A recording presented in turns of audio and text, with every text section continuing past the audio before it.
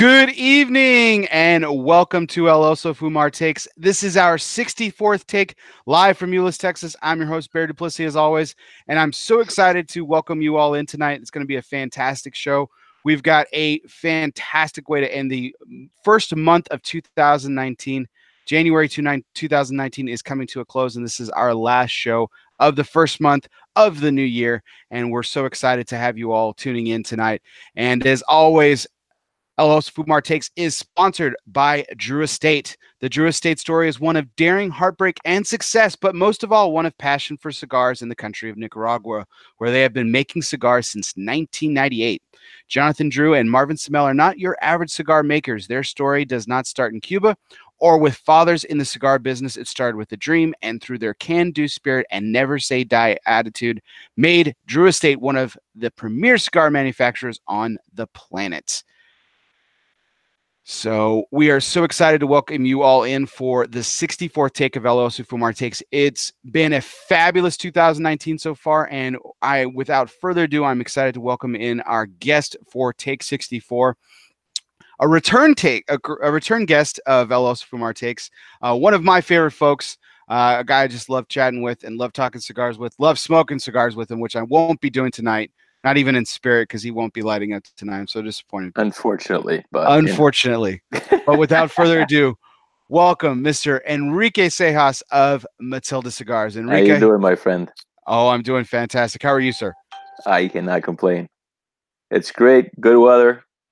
Not like in Texas, going all over the place. You guys just bouncing around, man. Beautiful weather. So I can't complain. The only thing I'm complaining is you're smoking and I'm not, unfortunately. But there's tomorrow. So we were kind of teasing this a little bit before we went on air. So what cigar have you been out of the Matilde lines have you been favoring lately? Well, it's basically like in the mornings I usually smoke a Serena just because it's a nice mild cigar with a lot of flavor, very clean. Start out with that or with the new blends that we've been trying out new blends the past couple of months. And then I gravitate depending on what I'm looking for. I've been going a lot to the Quadradas. And just depending. But right now, I'm in that Serena Quadrada, what do you call it, mood. But, once in a while, I get my Renaceras, I get my Oscuras. So it just depends. But usually that first cigar in the morning, I smoke either, if we're trying something new, I'll smoke that new thing or a Serena. The Serena is what I'm smoking right now. Yes. It's actually, this is good. This is going to be quite sad. So even though you're not smoking with me right now, this is my first cigar of the day. Oh, really? There you go. So that's good stuff. It's appropriate that I'm smoking this right now. Just like normally start your day with a cigar. I'm technically starting my smoking day with the cigar. It just happens to be at 9:30 at night. But yeah, I guess that was the idea behind that Serena, was creating a cigar that was mild enough, to smoke at any time for a beginner or a mild smoker, but had enough character. Like, as you were saying, like you usually smoke medium plus bodied cigars, I would say, and it still has enough flavor and character you enjoy it. So yeah, it's a great starting cigar, a great afternoon cigar, a great beginner cigar. It's just an all around cigar. It is very all around. You took the words right out of my mouth, Enrique. Because I'll give you a great example about this. You handed me, well, not handed me. I begged, very nicely for one. You and a gentleman we'll be getting to talk about here in just a few minutes, Mr. Mike Bellady, invited us a few of us over to your house at IPCPR this past July to share a meal, smoke some cigars, enjoy some good times, and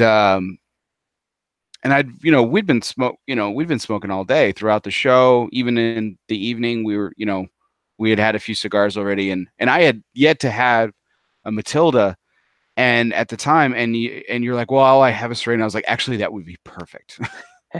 and got to light one of those up, and man, through all that smoking, through all that day, through that, even after that wonderful rich meal that we had, it's still. You still got good flavor. Hit the spot, man. Hit the spot. It's not too strong, just mild to medium. It's got a lot of flavor. I love doing that. People just smoke another cigar, or I actually tell people, I don't smoke mild cigars here. Try this one. I'll give them a Serena. Like, make it your first cigar of the day. You're gonna love it. I don't like mild cigar. You're still gonna like it. Still gonna like it. Yeah. I think that's interesting sometimes when when I meet and converse with a lot of stronger bodied smokers, and I tell people that I build throughout the day. That's kind of the way I take it. I go mild to, as sometimes as full as possible throughout the day. But like those guys and gals who are like extra hardcore, and they're like, yeah, I smoke a full bodied like straight thing in the morning with Yeah. coffee, nothing like it. Like I think if they really tried, like the palate is so fresh, even at that point, even if you're just used to stronger stuff, if it's a great tasting mild cigar, you're like you said, you're gonna enjoy it. There's gonna be there's enough flavor there for you to enjoy the cigar that you're not gonna be like, oh, this is Yeah, yeah. it's not What I strong think is enough. that you can be a strong cigar smoker, a mild, medium-bodied cigar smoker. I mean, you can still enjoy a cigar that's a mild cigar or a full cigar. Actually, it's easier for somebody that's usually smoking medium plus bodied cigars or full cigars to enjoy a mild cigar. It's like food, or like alcohol, or I mean, you like spicy food. You don't eat spicy food all the time, and you eat something that's not spicy, you won't like it. There's just a time for everything. So, but yeah, I mean, I think it's just there's a It's time for yeah, everything. it's one of those I guess kind of industry faux pas that like the mild cigar.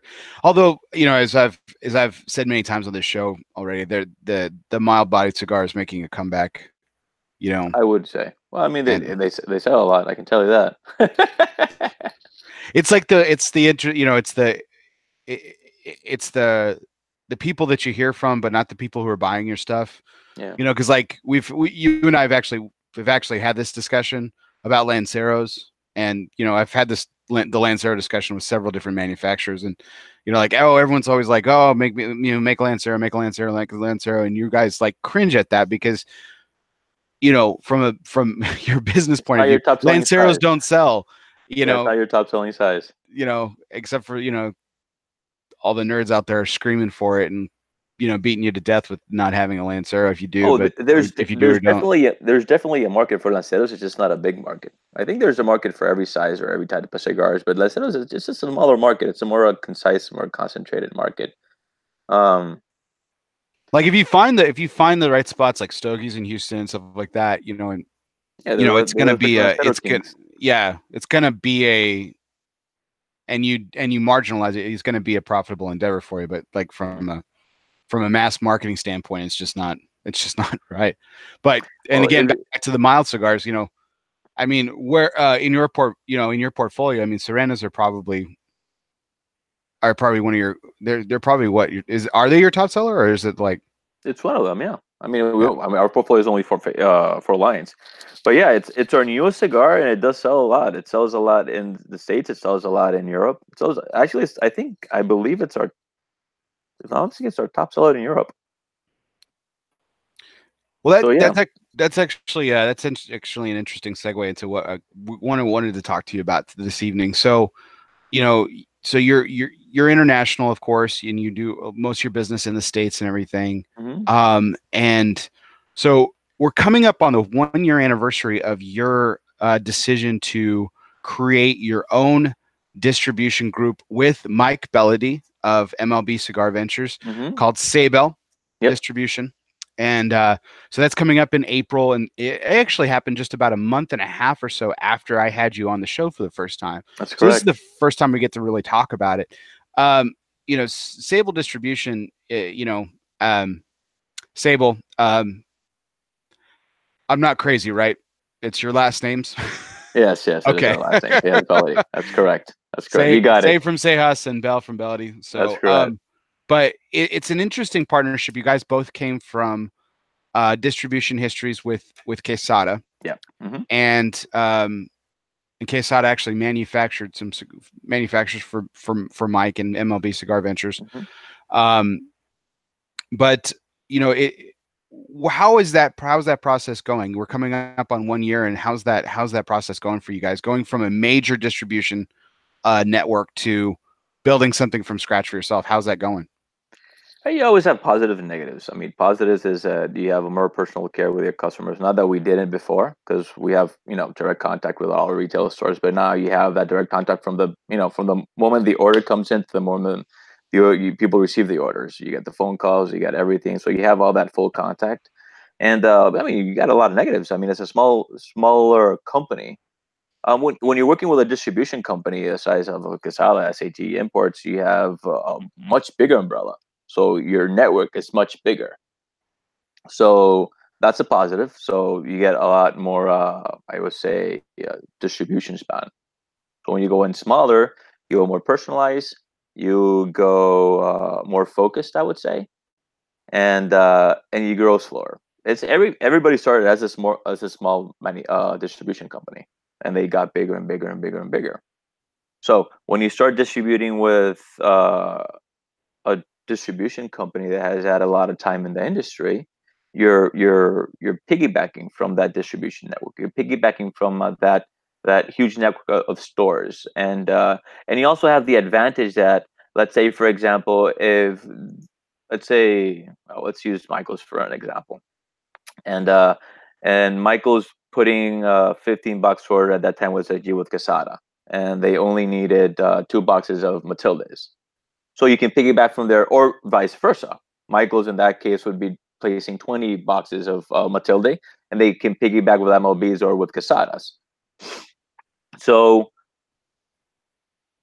when the stores that, let's say, as a small brand, we weren't as we weren't a top seller in that store or anything like that. You could piggyback in instead of stores waiting to get an order of 10, 15, 20 boxes because of the shipping. You say, okay, they're already getting 15 boxes from this bigger company, so might as well add this Corona and this Toro Bravo that was missing from Matilde, instead of waiting for another 2 or 3 weeks to order that. So I guess, I mean, that would be the positive side of working with a larger distribution company, and also you don't have to worry about your collections or anything like that. When we made the move to do I mean, our, starting a distribution company, we knew our drawbacks. Drawbacks was our network's going to be a lot slower. I mean, reorder rates were going to be. I mean, they were still there, but there wasn't that one extra box or two extra boxes. Now you have bigger orders, and we just went more personal. I've I think it's been very positive for us, just because of the fact that I believe the cigar industry is a very personal industry, and for boutique brands or smaller brands, it's even more personal than bigger brands, because bigger brands are already known. I mean, we make it very personal because it, it it's us, it's our brand, it's our love towards the brands and towards the retailers. And I think having our own distribution company and having that contact from beginning to the end allows us to convey that, allows us to convey that customer service or whatever we want to convey to that final retailer. So I guess, in what do you call it, resuming, it's in conclusion, it's been going far so well. Man, it's been good. Well, that's terrific, and that's great that it's been running so good. I mean, I guess it was fairly obvious why how the origin started with Mike. Being that you guys were both with Quesada, was it just a coincidence that your agreements were ending at the same time, or that you guys decided to partner up, or was it through your connection with Quesada that you decided to break off and do your own thing? Like, how did that relationship develop into the partnership that it's become? Well, everything started. I mean, Mike and I known for us for a while, and it started. The actual distribution company started as a coincidence. What I mean, distributing cigars is it's an expensive business. I mean, having starting a distribution company, having a huge overhead in the States, it's very expensive. What came along, the opportunity that we had, or we have in the Dominican Republic, is that UPS has a system called UPS Cigar Direct. So what that allowed us to do, in that case, our distribution company is based in Dominican Republic, in my Dominican warehouses and our free zones, is that with UPS Cigar Direct, it's the first time that I can actually ship from the factory straight to the store. Before, you had to go from the store to a warehouse in the United States, and from the warehouse in the United States to the store. Now I go straight from the factory or from our warehouse in the Dominican Republic uh, to the stores. Okay. So this has been going on. UPS Cigar Direct has been working, I believe, for about, I mean, 3 or 4 years. And it came to a point where, I mean, I said, okay, we can do it more personal. And we were talking, Mike and I were talking, we said it could be more personal. And we have this opportunity to start our own distribution company, make it more personalized. As two small brands, even make it more personalized, and avoiding that huge overhead of the distribution in the States. It's I mean, we were talking about it when you asked me the question. Also, distribution is expensive. It's expensive, and it's very expensive when you're growing. It comes to a point where it makes a lot of sense initially. It's a lot of investment. So being able to do it from the DR, that lowers our investment. So we took advantage of that opportunity and just did it. Yeah, as I kind of explained to you prior to the show and everything. Distribution's one of the nooks and crannies of the industry that I'm not as immersed in or understanding of when it and as I am with other other topics and categories throughout the industry. The thing about distribution that I've always found is what's odd is that it's very eclectic. There's little pockets of things that make sense. You know, smaller brands going with bigger brands, like your original agreement with SAG, it makes sense because it's like, okay, that you know, logically, you know, like a smaller company, you know, using a bigger one, their network's larger. You have access to their reps if you want to. Some cases, they, you know, you can have your own representation, etc. But that's logical. But then there's other agreements that are just kind of like that are kind of interesting to me, where I was saying, like, you know, Crux, you know, who gets their cigars are manufactured at Plasencia, but yet they used Espinosa for distribution, or Lazona, and then you know, for a time, you know, for a short time, you know, Mombacha was being distributed by Romacraft, who's also very small. So it was just it's one of those interesting things, like, to me, that it's kind of interwoven, and it really is specific to each personal experience. Like it just depends on what how you want to take care of it and how you want to go forward with, you know, presenting your product. I believe so. I think it's what fits to the business model and the mindset of each person. So how does this model that's been going so well for you guys at Seibel Distribution, how's this model working? You kind of explained how it goes to the States. How does it work internationally? Like you said, like, how many countries are you in now, Enrique? We're in about 6 countries. Internationally, we don't use the same model internationally as we do United States. The only place where we own our distribution companies is in the United States and the Dominican Republic. Then the Okay. rest of the countries we distribute through distributors, and uh, and it's simple. I mean, United States is a huge market, and there's one distribution company. When you go to Europe, it's a big market, but it's different countries. Each countries Right. have different licenses, different modalities of marketing, different rules, different regulations. So it's just too much. So in each of the countries that we're at, we have a distributor partner, which we believe. I mean, there are distributors and our partners in each country where we do our distributions for them.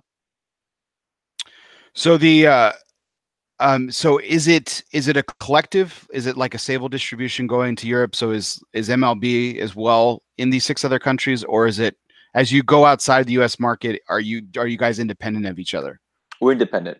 Okay. Sable is United States, and then we're independent in different countries. Okay. So that when you first decided to go into Europe, was there a specific set of countries that you wanted to target, or was it kind of, you know, you took advice from other folks? Like, how did you kind of We target different countries. strategize outside the United States? Well, it's good to have my dad, I guess. uh, He knows a it thing came or along. I two. mean, my dad, as you know, my dad's been in the industry for a while, and he worked with a lot of distributors. He manufactured cigars for them. He made the Altarez cigars for them for a long time. So we had a lot of contacts in export, let's say. I mean, usually you have United States and then export is the rest of the world. So we had a lot of contacts in export. Germany was our first start in the European market. It's just a large market. We have good friends that which are distributors, Kohlhaas and Kopp. And Germany, they've been doing very well. They're our second market in the world. And basically through the contacts and through what made sense, we started just expanding through distribution in the different countries, making sure we weren't doing it too quickly because you don't want to overexpand and thin your efforts, I would say. Um, but yeah, it's just basically through the contacts that my dad had for all these years and the recommendations and what he's experienced and other friends' experiences. Um, yeah, that was it. Just Terrific. What's been your favorite place to go and sell your cigars outside the United States? outside of the United States, they've all been so different. Uh, I've enjoyed last year I was in Germany. It was a great trip. It was Everyone seems to enjoy Germany. I was wondering if you were going to say that. Germany's Like, a great trip. They're great people. I mean, I had I loved amazing hosts. visiting. I mean, yeah, it makes sense. It's It's great food, great people, amazing hosts. I also had my after I did my sales tour, I had my bachelor party there, so that adds up. there you go. Two birds with Same one thing. stone. I went to Canada. You know what? The thing is that anywhere you go, I think anywhere you go, you're really going to enjoy the trip because you're going to promote your cigars, your passion, something you love, and there's people that you're meeting are people that love cigars. So it's always going to be a good time as long as you have very good hosts, which I'm sure everybody that's going out to visit different countries would have those hosts or be as lucky as I am to have other partners that I have that are great hosts. Um, let's say last year I went to Germany, I went to Canada, and they were both amazing trips. But this year I got a trip planned to Germany in I believe in May, and then after that, for the first time, I'm going to go to Austria. So that's going to be an interesting one. I've never been to Austria before, so I'm looking forward to seeing that. Um, but yeah, I mean, I think it's just if you can tell me what was my favorite place, I say I'd enjoy them all. I mean, it's just the experience. My I favorite kind of place have of that selling feeling cigars is my too. country. I love the I kind fucking. of have that feeling too. And it's not that's, and I can totally vouch for you. This isn't you trying to be diplomatic and not, not favor anybody over, even though I know your favorite shop in the world is Michael's. So, that's fine, but that's fine. I love you guys. But no, I'll totally vouch for you on that because when I do go on trips, I absolutely immerse myself in that location wherever I am. And I don't travel as much as you do, but I do really enjoy traveling. And so whenever I'm actually in that place, I really, really immerse myself in the culture and just the community where I'm staying, where I'm at, and I really enjoy it. I really enjoy it. Every trip that I've ever taken. I can honestly say I've just really enjoyed the place. Haven't always had great experiences, because It can't all be perfect, right? they can't everything can't be perfect, but Yeah. I've enjoyed every place that I've traveled to for one reason or another, just different aspects or things like that. So I totally understand where you're coming from on that. Yeah, it just, I mean, I think it all depends on where you are, the foods. I mean, foods, I eat about everything. And I do believe that it has to do a lot with your hosts and the country that you're at. As a brand owner, I mean, your hosts have so much to do because I go to Germany, they tell me, I have a schedule. And they say, we're going to go visit this store, we're going to do this, we're going to do that, we're going to do that. Go to the States, you have a little bit more, I mean, you have a say, but in the States, because we have the distribution company, we have direct contact with our sales reps and all that. I mean, well, okay, what are we going to do? So when I get to the States, I say I want to visit this store, this store, this store, this store, because I have a lot more experience and I go there more often. When we're going to a place, I'd say Germany, I go once a year. I don't have that contact with the store. I don't share that same language, or so I can't tell our partners like, yeah, I want to see this store, this store, this store, this store, this store, because I don't have that information. So if your hosts are great hosts and they're doing it correctly, your distributors are doing it correctly, they will always take you to places where your cigars being promoted correctly. They're doing the right job, and so you're bound to have a good time. It's hard not to. I can tell you something. One of my favorite places to distribute my cigars is in the Dominican Republic. I just started distributing cigars into the DR last year. I think we talked about this once. Yeah. Um, and I love it because, well, first of all, I mean, going to cigar shops, seeing my cigars, and just smoking my cigars or cigars that we manufacture other people, and seeing like our fellow Dominicans smoking the cigars and enjoying the cigars, and it's my native language. I mean, it's awesome selling cigars in Spanish. It's the only place I sell cigars in Spanish. So. Well, I was going to say, speaking of not knowing the language in Germany, you already know the most important word in the German language. It's beer. Beer. Yeah, and that's all you have to say. Beer. Or Matilde when I'm there. Or Matilde. So Matilde, beer. It's those are two of the absolute essentials to when you go to Germany. Just like whenever I go to a Spanish-speaking country, it's cerveza. Cerveza. It's just you have to have your priorities. And where's the bathroom? ¿Dónde está el baño? Yes, ¿dónde está el baño? Comes after the beer. Exactly. But going back to Seibel Distribution for just a moment, and then we're gonna, I promised our viewers that we're gonna have a little fun tonight, and I hope everyone enjoys this exercise that I came up with, and thank you so much for agreeing to it and having a little fun. I guess. Except for, like I said, it's the last question on. It's very serious. It's very serious. It's very serious. Okay. It's very important. But that being said, back to Seibel for a moment. Is there any plans to expand Seibel Distribution in the sense of bringing other potential boutique companies into the fold? Not naming names or anything like that necessarily, but is there a potential to see like a third or a fourth, or who knows, a larger set of group of companies that would fall under Seibel Distribution? It's the idea has been played, but here's the thing. I mean, Mike and I have two growing brands, and taking in another brand in a distribution, because when you're a distributor, you're not a logistical department.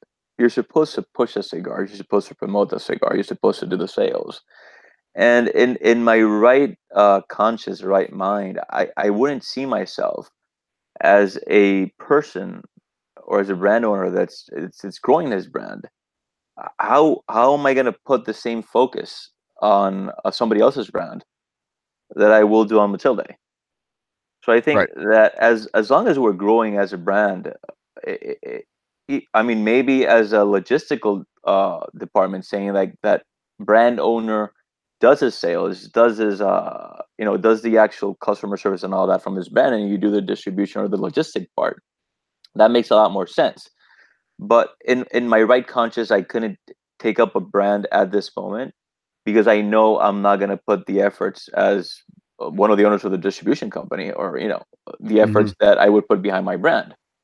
So I'd be taking your money knowing that I'm not actually doing as much effort as I need to do because I'm putting obviously all my efforts in my own brand. Does that make sense? Oh, absolutely. No, that totally makes sense. In the short term and medium term, I would say no. Maybe in the long term, when you're a bigger company, you're more established, it would make sense. At this point, what would make sense is maybe doing a logistical deal where you warehouse and ship the cigars. So that person doesn't have to have a warehouse, but they do the sales and all that. So they focus on building their brands, and we focus on shipping them. But I would say on the short term, medium term, I mean, we'd be focusing on our own brands because, and that's the reason we have the distribution company. It's to be able to focus even more in our brands. So bringing another brand might be diluting a brand, no? Diluting your focus on your brand. Right. It totally makes sense. And to that point, has forming this partnership with Mike Bellady, has it opened up any markets for Matilde that weren't very strong or there wasn't a presence before? We've crossed reference between stores. There are stores that he was in that I wasn't. I was able to hit those stores and vice versa. So it helps. It always helps to have a partner brand. Partner brands and distribution company. You get to know different stores that you didn't know, or maybe you have it in that store now, and you can build on that on both sides.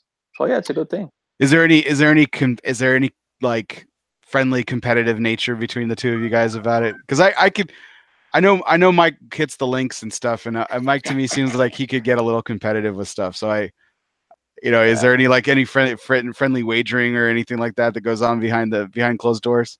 Nah, I would say it's This behind is closed doors, so we can't really say good, about solid it, partnership.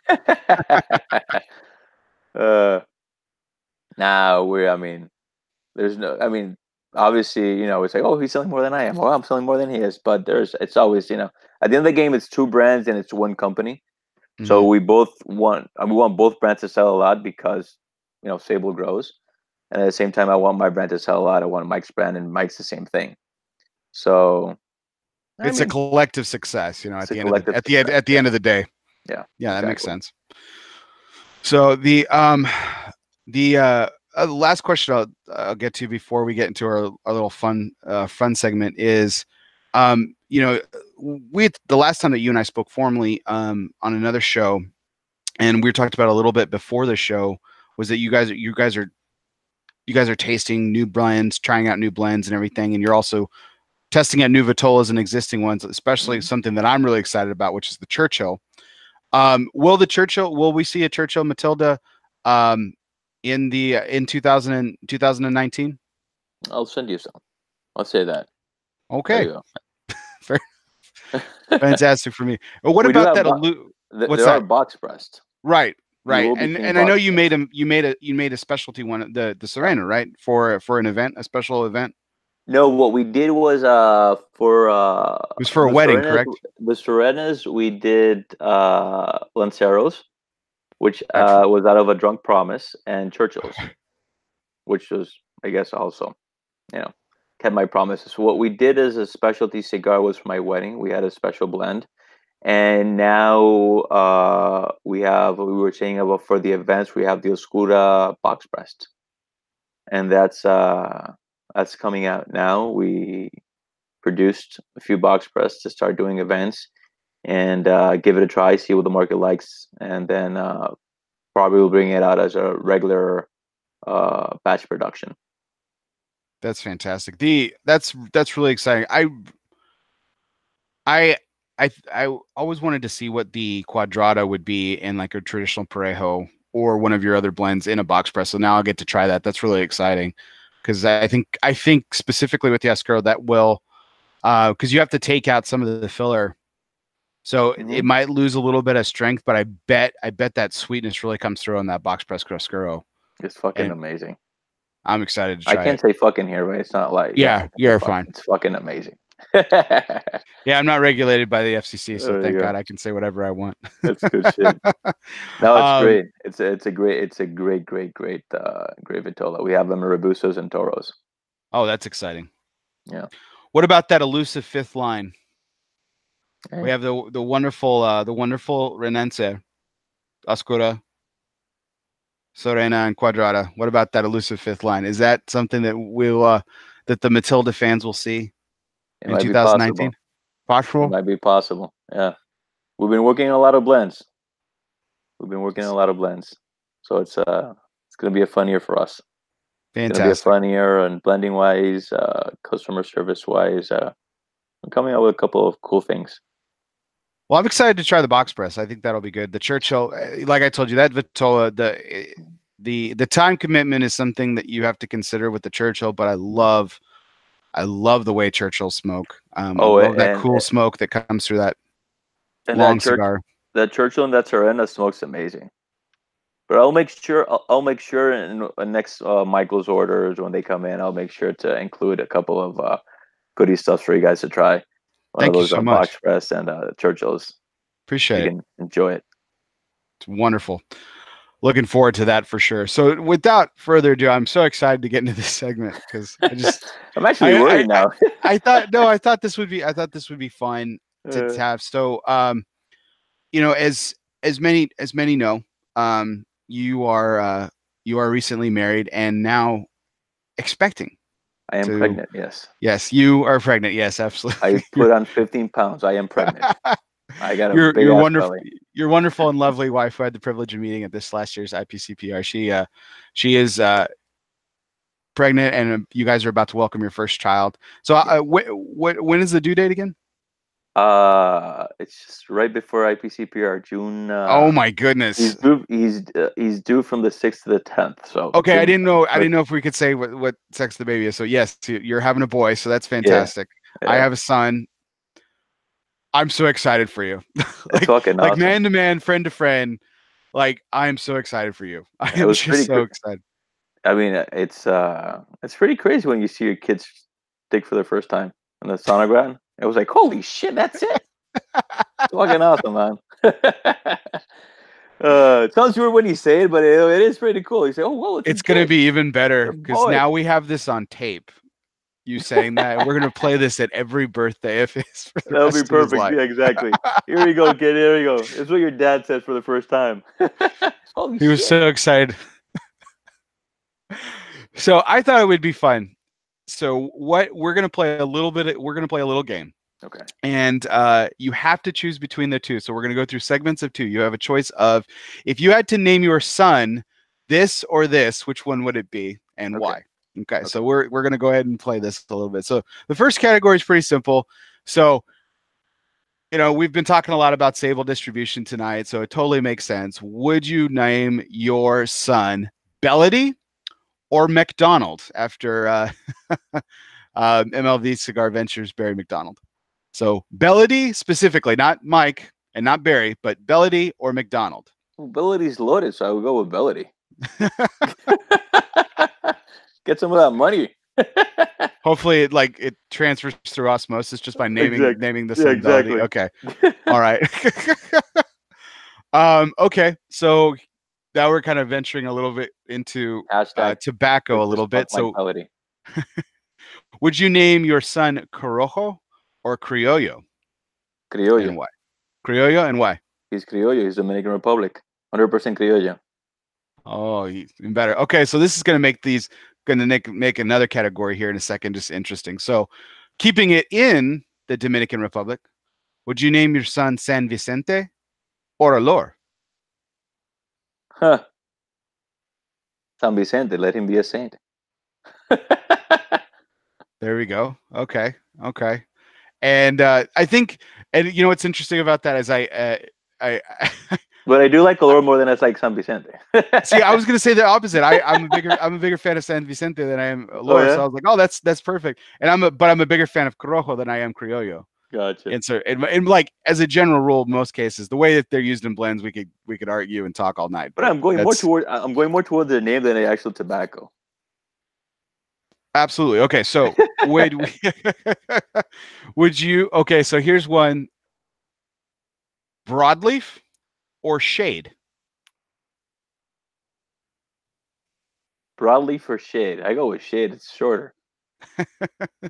Broadleaf stay tier though. Plus, yeah, shade Seijas just sounds kind of cool, you know. Yeah, SS. It You sounds got kind of hip. SS. If you said broadleaf, it'd be BS. It's bullshit. Yeah. Oh, yeah. So you can't have that either. Okay. So let's take it out of the country of the Dominican and a little outside the Matilda portfolio a little bit. So would you name your son Condenga or Yalapa? Codeo Jalapa. Jalapa. Jalapa? Yeah. That's because I like Jalapa. There we go because I like Jalapa. Nice sweetness, man. Your son's gonna be a sweet boy. Yalapa Seijas. Nice. Yeah. Your wife's watching this right now and just cringing, right? like you better not get any ideas coming home with some of these names. Okay, so let's bring it back home a little bit. So, Renancer or Quadrada? Renacer. Yeah, I was gonna say you have to, right? The original. You got to go with the original release. Yeah, first one. Yeah. Okay. So and it's the only male name I have in the lines. Yeah. And so that makes this next one. You know where this next one's going. That makes it even more interesting. Because I actually didn't know if you were having a boy or girl. You told me just before the show. Okay, so I was really excited. But so Ascuro or Serena? Serena, calm. I'm hoping for him to be very calm. Let me sleep. Calm, mild, sweet. So this is the second to last. This is the second to last category, and you are allowed. This is the only one you're allowed to take a pass on because I understand that it's very personal. What's up? Jose or Enrique? Oh, fuck Enrique. That's my name. I love my dad. I'm Enrique Jose. I'll name him Enrique Jose. What the hell? Awesome. Awesome. Okay. Uh, So okay, so we are going to go into this is the last one, the last group of names, and this is the one that is very serious. And it is absolutely going to be the most serious one out of all these. We've had a lot of fun. This is going to be extra serious. I need you to really Stop give smiling. me straight up no bull, bear or coop. Fuck, bro. What the hell? I'll call it bear coop. Oh man. I'll go with bear. Yes. Of course, I'll go with bear. It's a good name. It served me well. It done served well. me well.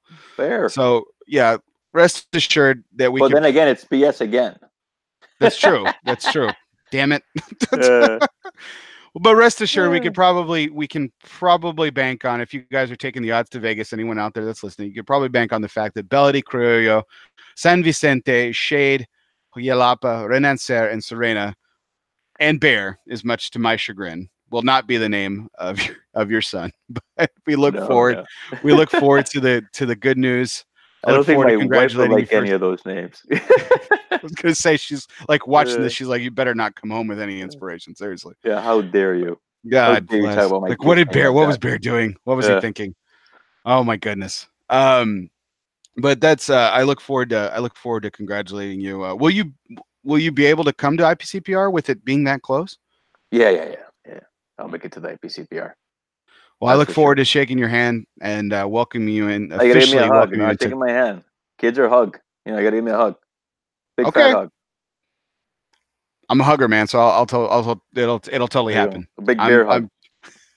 I'm so excited for you guys. That's what a blessing, and absolutely just wonderful news. I'm so excited for you guys. It's gonna be wonderful for you, man. Just from friend to friend, father to soon be father. It's an absolute blessing. So I'm really All excited my for you. friends tell me it's great for the soul, bad for the wallet. That's what everybody tells me. It's a pretty good, yeah. It's a pretty good analogy. It's a good description, right? Pretty good. It's pretty damn accurate. But you know what? With every child comes the world's greatest celebration, and that's a cigar. That's right. That's right. So, I have a friend that he was doing a sales pitch. A guy that was just celebrating his first kid. So you got to buy a box. So every year, every birthday for your kid, you smoke a cigar.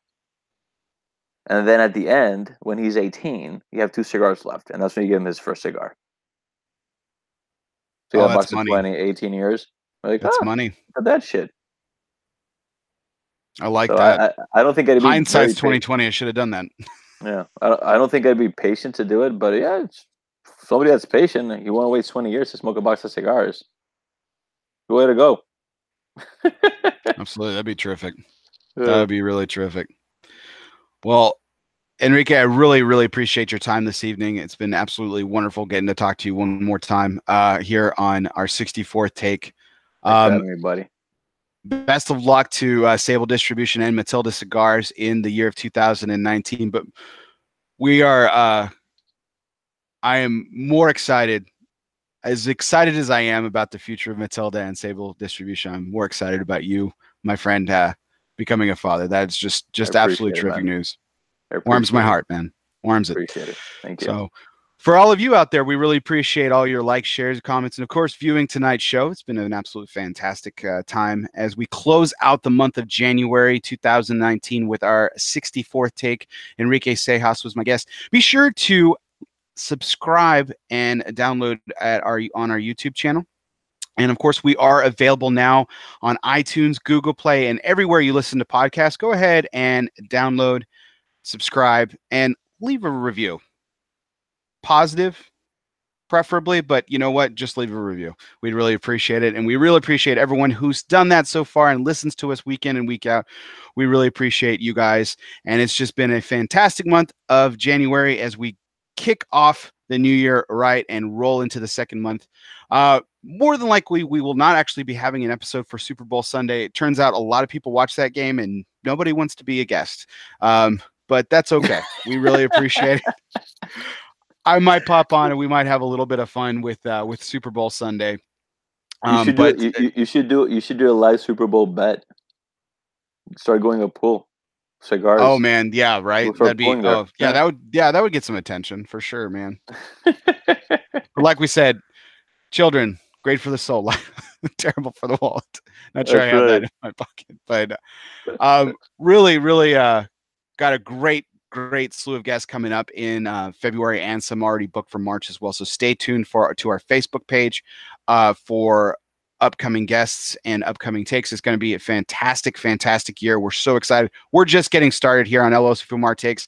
And so we really appreciate it. Hope you guys have an absolutely wonderful evening, wonderful week. And for my guest, Enrique Seijas of Matilde Cigars, this was Take 64. I'm Bear Duplessis live from Euless, Texas. We'll see you next time. See you, buddy.